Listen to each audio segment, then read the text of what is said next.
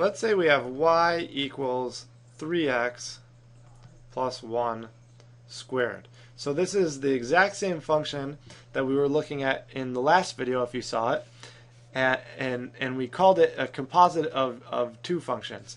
Now let's look at it a little differently. If we want to find this derivative, let's call it dy dx. If we want to find this derivative, how are we going to do that? Well, the first thing that I'm going to do is I'm going to take this stuff in the inside and I'm going to call it u. So I'm going to say u equals 3x plus 1. And when I do that, I actually create two new equations. We get y equals u squared, and we get u equals 3x plus 1. Now both of these equations I can take the derivative of separately, and I could do that relatively easily. So the derivative of u with respect to x is equal to 3. The derivative of y with respect to u is equal to 2u. But I don't want du dx and I don't want dy du. What I want is dy dx. So why don't I actually take those things and see what I can do with them? So I have dy du.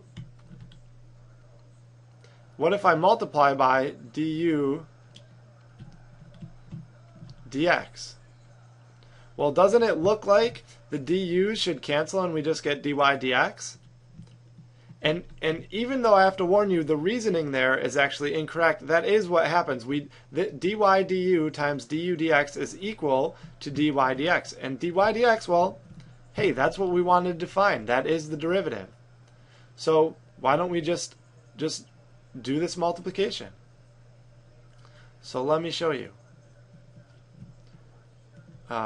Dy du, that was 2u. Du dx, that was just 3. So 2u times 3.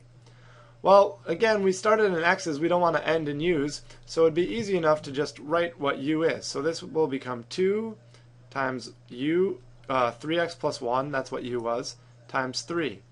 And that should look familiar from the last video. This whole thing simplifies to 18x plus 6. So this is another way to look at the chain rule. And it's the exact same process.